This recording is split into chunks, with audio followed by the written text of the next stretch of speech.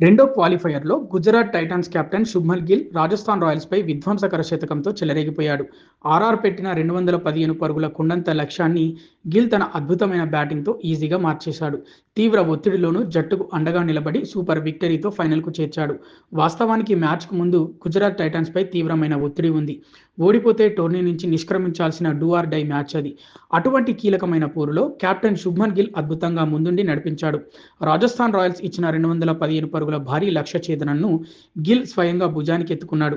మొదటి ఓవర్ నుంచే ప్రత్యర్థి బౌలర్లపై విరుచుకుపడ్డాడు.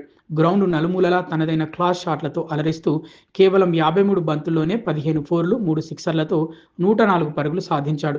కేవలం 47 బంతుల్లోనే సెంచరీ పూర్తి చేసి గుజరాత్ టైటాన్స్ చరిత్రలోనే అత్యంత వేగవంతమైన సెంచరీ కొట్టిన ఆటగాడిగా సరికొత్త రికార్డు సృష్టించాడు.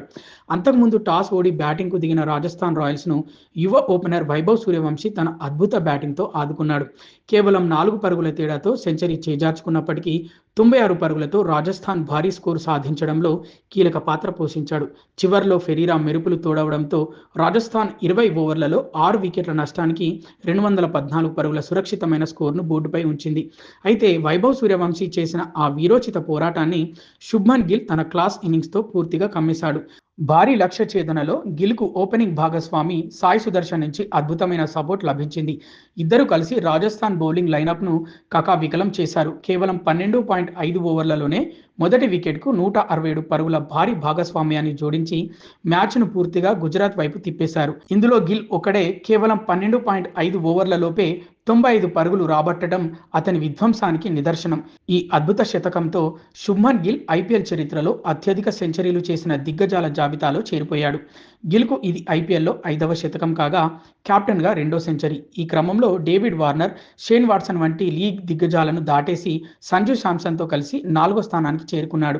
గిల్, శాంసన్ కంటే ముందు Virat Kohli 9, Jos Buttler 7, Chris Gayle, K L Rahul 6 సెంచరీలతో ముందున్నారు. ఒక వర్చువల్ సెమీఫైనల్ మ్యాచ్లో ఇంతటి భారీ ఒత్తిడిని అధిగమించి సెంచరీతో జట్టును గెలిపించడం కేవలం ఓ అసాధారణ ఆటగాడికి మాత్రమే సాధ్యం. వైభవ్ సూర్యవంశీ ఆడిన అద్భుత ఇన్నింగ్స్కు క్రికెట్ అభిమానులు చప్పట్లు కొట్టినప్పటికీ మ్యాచ్ ముగిసేసరికి మైదానంలో నిలిచింది మాత్రం కెప్టెన్ శుభ్మన్ గిల్ క్లాస్ మాత్రమే.